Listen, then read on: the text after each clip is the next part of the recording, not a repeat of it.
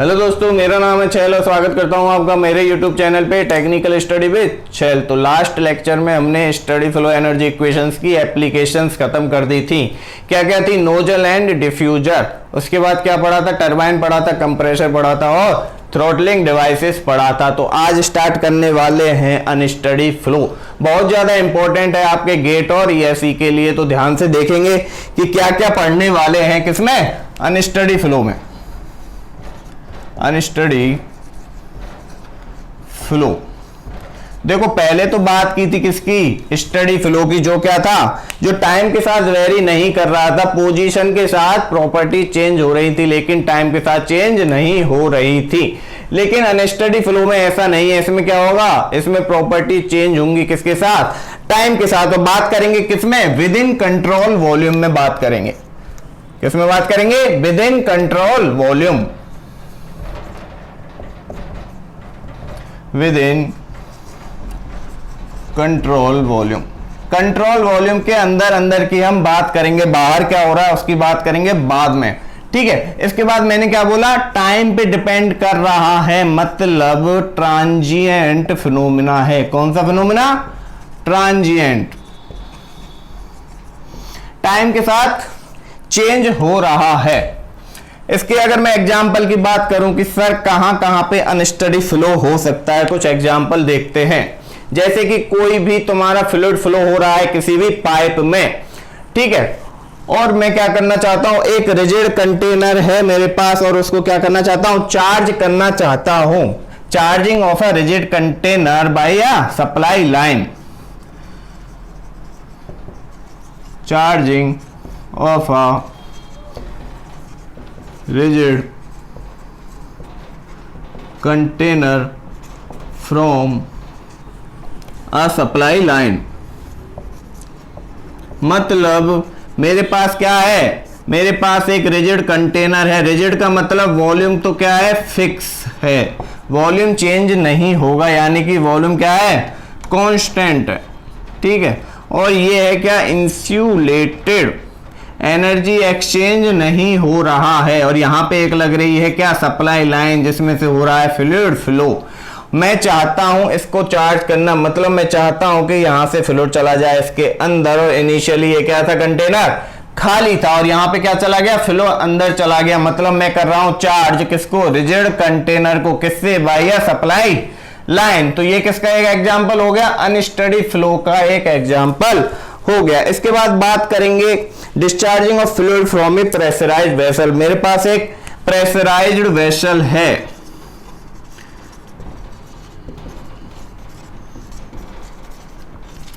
ठीक है। Pressurised vessel मतलब कोई भी वेसल है मेरे पास, मान लो एक सिलेंडर है जिसमें क्या है?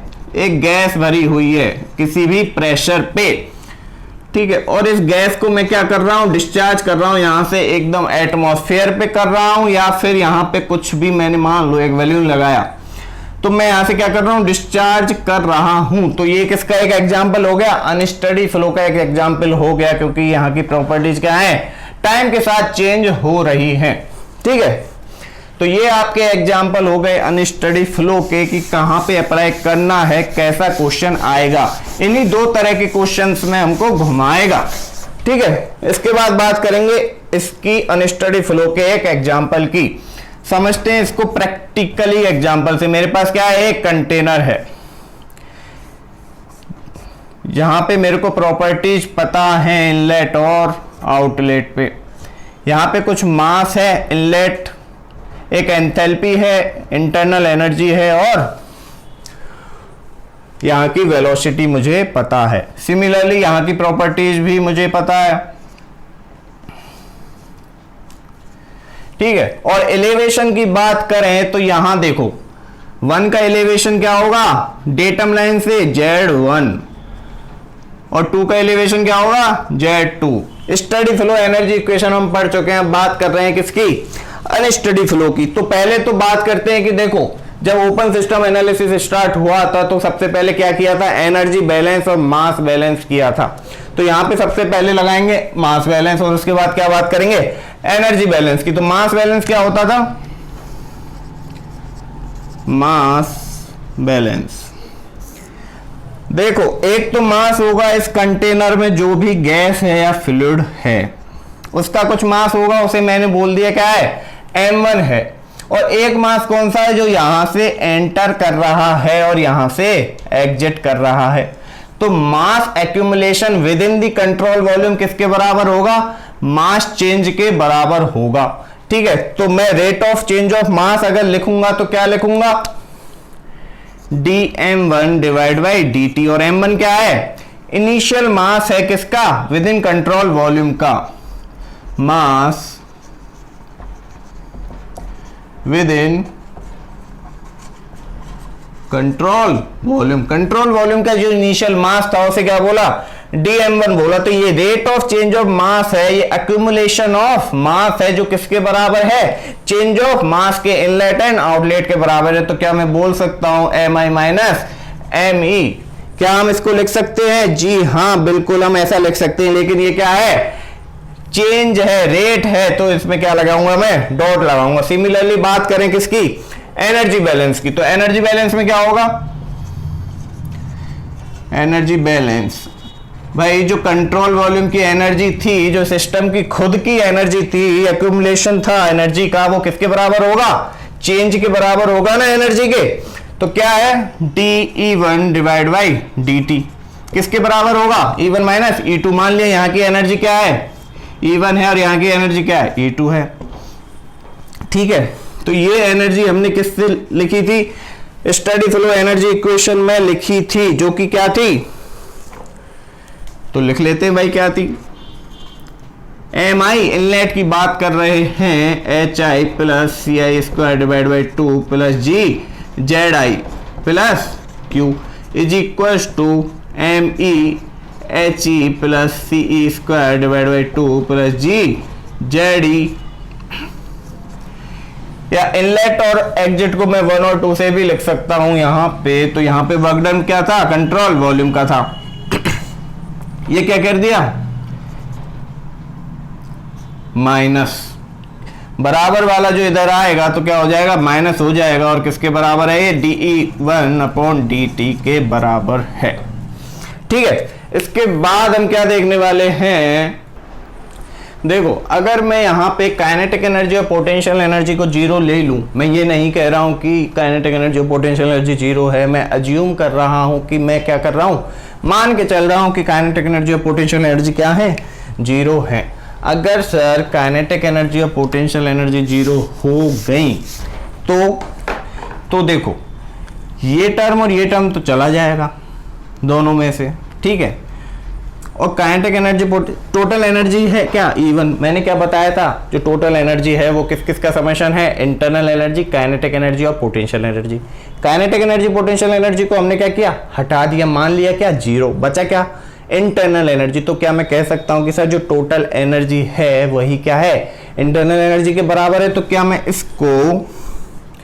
इसको मैं du अपॉन dt लिख सकता हूं, देखो ध्यान से लिख सकता हूं, विद इन कंट्रोल वॉल्यूम की बात चल रही है, जो एनर्जी सिस्टम की थी कंट्रोल वॉल्यूम की। लिख सकते हैं क्या, लिख सकते हैं। कब लिख सकते हैं, जब ये क्या हो गए, ये हो गए सर जीरो। ठीक है, ध्यान से देखो, तो इसको मैं रीअरेंज करूंगा और लिखूंगा यहां से duCV upon dt is equal to, देखो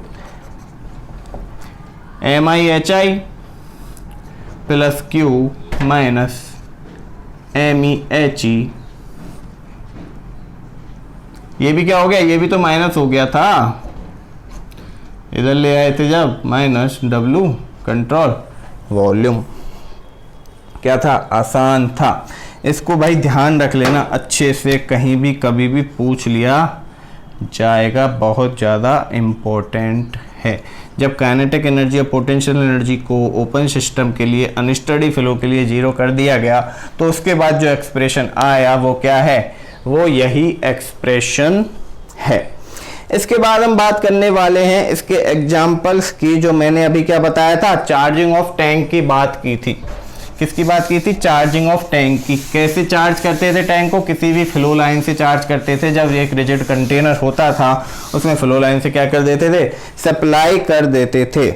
तो बात करते हैं किसकी, चार्जिंग ऑफ टैंक की।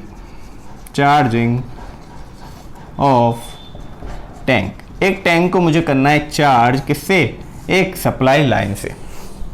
ठीक है, जो एग्जांपल मैंने पहले लिया था उसी के बारे में बात कर लेते हैं। क्या था? एक से रिजिड कंटेनर बनाया था आपने, ठीक है, और उसमें लगाया था क्या? यहाँ पे एक वाल्व था और यहाँ पे एक क्या थी? सप्लाई लाइन थी। ठीक है, ये वाल्व अब अपनी सुविधा के अनुसार खोल लें या बंद कर लें जब चाहो तब। और ये क्या था? एक रिजिड कंटेनर था, मतलब वॉल्यूम फिक्स था इसका, और इंसुलेटेड था, मतलब कि एनर्जी इंटरेक्शन तो क्या था? 0। यहाँ से क्या था? फ्लो हो रहा था कुछ फ्लूइड। मैं क्या करना चाहता हूँ? चार्ज करना चाहता हूँ इस कंटेनर को, किससे? इस फ्लो लाइन से। तो पहले तो देखो Q हो गया 0, ठीक है। इनिशियली मैंने क्या बोला? इनिशियली ये क्या है? खाली है, मतलब इवैक्यूएटेड। क्या है? इवैक्यूएटेड, मतलब कि खाली है। इसके बाद मैं काइनेटिक एनर्जी और पोटेंशियल एनर्जी को भी इसके लिए 0 ले रहा हूँ, क्योंकि मेरा सिस्टम है फिलहाल ये, ना कि ये। ठीक है, तो मैं इस कंट्रोल वॉल्यूम के लिए क्या लेके चल रहा हूँ? काइनेटिक एनर्जी और पोटेंशियल एनर्जी को नेगलेक्ट करके चल रहा हूँ। काइनेटिक एनर्जी और पोटेंशियल एनर्जी को क्या लेके चल रहा हूँ? 0 लेके चल रहा हूँ। ठीक है, और कंट्रोल वॉल्यूम के वर्क की बात करो भाई, यहाँ से आपको कुछ वर्क मिल रहा है क्या? नहीं, सोचो तो सही, यहाँ से कुछ वर्क मिल रहा है क्या? कुछ भी तो वर्क नहीं मिल रहा। तो मैं मान के चल रहा हूँ कि सर कंट्रोल वॉल्यूम का जो वर्क है वो क्या है? वर्क इंटरेक्शन 0 है। अब अभी आपने पढ़ लिया है क्या? एनर्जी इक्वेशन अनस्टडी फ्लो के लिए, जब क्या थी? काइनेटिक एनर्जी और पोटेंशियल एनर्जी 0 थी। क्या पढ़ा था फर्स्ट लॉ में? du control volume divide by dt MI/HI plus Q था, Q minus MEHE minus WCV। अब देखो भाई, Q हो गया 0, Q की क्या है? इंसुलेटेड है। WCV मैंने क्या बोल दिया? कंट्रोल वॉल्यूम का वर्क डन क्या है? 0 है। तो यहाँ से क्या हुआ? MIHI minus MEHE। क्या ऐसे लिख सकते हो? देखो ध्यान से जी, बिल्कुल ऐसे लिख सकते हैं। इसके बाद देखो, जब मैंने मास बैलेंस की बात की थी तो DMCV क्या लिखा था मैंने मास बैलेंस में? मास बैलेंस क्या बात की थी मैंने मास बैलेंस में?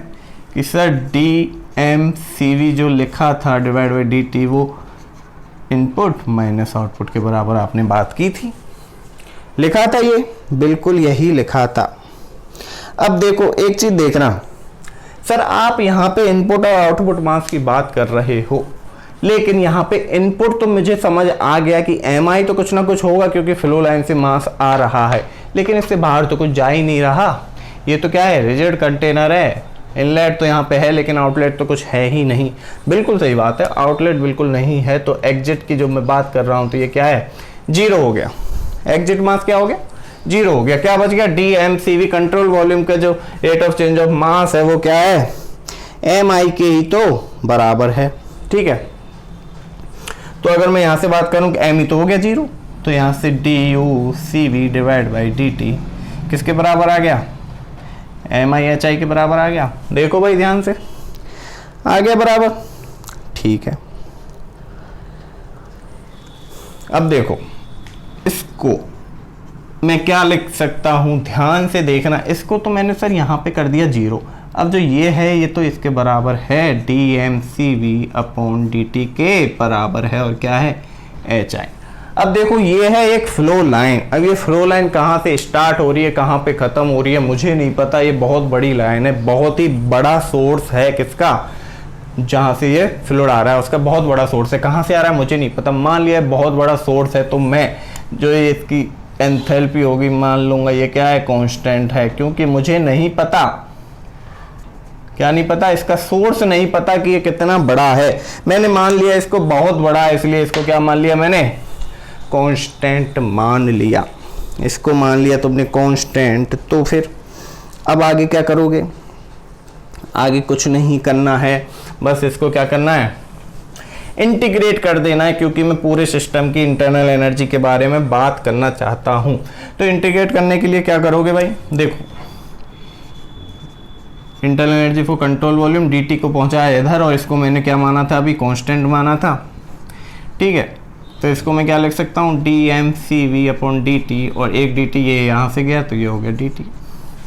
अब मैं देखो इनपुट और आउटपुट की बात कर रहा हूँ, यानी कि इनिशियल और फाइनल की बात कर रहा हूँ। यहाँ से इनिशियल, यहाँ हो गया फाइनल, इनिशियल से फाइनल की बात कर रहा हूँ, इनिशियल से फाइनल की बात कर। तो देखो ध्यान से भाई, क्या लिख सकते हो, क्या मैं इसको internal energy of final minus internal energy of initial लिख सकता हूँ? हाँ भाई, ये क्या इंटीग्रेशन ही तो किया पूरे सिस्टम के लिए, तो ये लिख दिया। और एच आई तो क्या है, कांस्टेंट है, और इसको भी क्या लिख सकता हूँ, M final minus M initial, किसके लिए, कंट्रोल वॉल्यूम के लिए। और ये भी क्या था, किसके लिए, कंट्रोल वॉल्यूम के लिए। तो यहां से निकला क्या, एक एक्सप्रेशन। देखो इनिशियली टैंक क्या था, खाली था, इनिशियली टैंक क्या था, खाली था इनिशियल स्टेट में।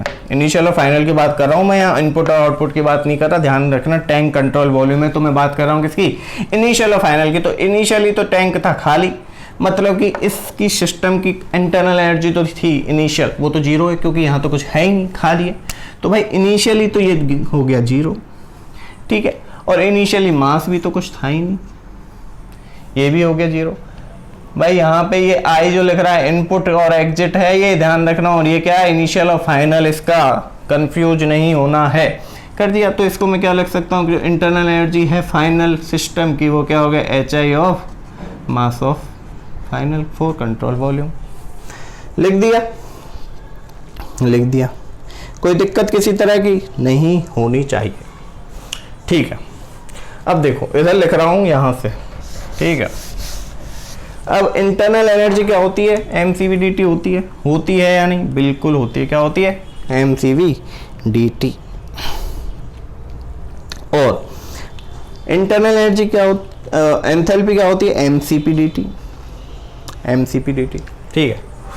अब एक चीज देखना कि ये जो है U, ये है इंटरनल एनर्जी पूरी, और ये क्या है, स्पेसिफिक मास, स्पेसिफिक चल रहा है। इसको मैं स्पेसिफिक में कन्वर्ट कर दूं, मैं स्पेसिफिक इंटरनल एनर्जी की बात कर रहा हूँ स्मॉल की, तो यहाँ से मास से भी तो मल्टीप्लाई करूँगा कि नहीं करूँगा, करूँगा कि नहीं करूँगा, देखो ध्यान से, करूँगा। तो यहाँ से सर ये कंट्रोल वॉल्यूम के लिए ही तो है, यहाँ से जो फाइनल मास है वो तो कट गया, दोनों तरफ बराबर है। तो यहाँ से मैं क्या लिख सकता हूँ, specific internal energy of system final is equals to H I, लिख दिया। ये क्या होता है, CV/dt, CV/dt होता है, mCV/dt होता है, यानी कि फाइनल टेम्परेचर। और ये क्या है, CP इनिशियल टेम्परेचर। देखो ध्यान से, हाँ। और देखो और क्या लिख सकता हूँ मैं, इसको CP/CV लिख दूँ यहाँ से अगर CV चला गया तो ये क्या आ गया, TI। भाई CP/CV तो अपने पढ़ा है, क्या है, गामा होता है। तो मैं क्या लिख सकता हूँ, फाइनल टेम्परेचर जो गामा टाइम्स है इनिशियल टेम्परेचर के। तो भाई सिस्टम ध्यान रखो, बहुत ज़्यादा इम्पोर्टेंट है। क्या किया, एक सर क्वेश्चन था, मान लो ये एग्जाम्पल नहीं है, मान के चलो ये एक क्वेश्चन है बहुत अच्छा वाला, ऐसे ही फ्रेम होते हैं। एक चार्जिंग ऑफ टैंक का एक क्वेश्चन है, उसमें मैंने अजम्पशंस क्या माने थे कि ये इवैक्यूएटेड है, रिजिड टैंक है, ठीक है। और काइनेटिक एनर्जी और पोटेंशियल एनर्जी इसकी मैंने जीरो ले ली थी, वहां से मैंने मास बैलेंस और एनर्जी बैलेंस किया था, और लास्ट में जाके देखा तो इसका फाइनल टेम्परेचर जो आया था gamma times of initial temperature आया है। ध्यान रख लेना, रट लेना, बहुत अच्छा कंसेप्ट है, ठीक है। इसके बाद देखो ये आपका चैप्टर नंबर 4 ऑलमोस्ट हो गया है खत्म, बचे हैं केवल क्या, न्यूमेरिकल। कुछ न्यूमेरिकल मैं टॉपिक के साथ करा चुका हूं, लेकिन कुछ इंपॉर्टेंट न्यूमेरिकल और हैं, वो नेक्स्ट क्लास में कराऊंगा। वो उस क्लास में क्या होगा, केवल न्यूमेरिकल्स होंगे, किसके, चैप्टर नंबर 4 के ओपन सिस्टम एनालिसिस के। इसके बाद जब न्यूमेरिकल हो जाएंगे ख़त्म तो नेक्स्ट चैप्टर स्टार्ट करेंगे, वो कौन सा है, 5th चैप्टर, यानी कि सेकंड लॉ ऑफ थर्मोडायनेमिक्स।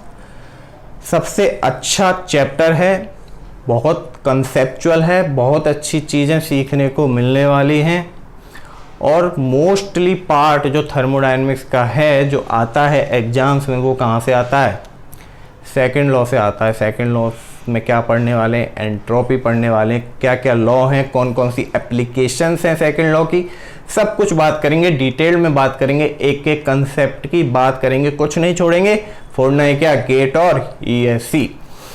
तो भाई बने रहिएगा मेरे साथ आगे की वीडियोज में। आज के लिए यहीं ख़त्म कर रहे हैं। वीडियो अच्छा लगा हो तो लाइक करें, शेयर करें और सब्सक्राइब करें। Thank you.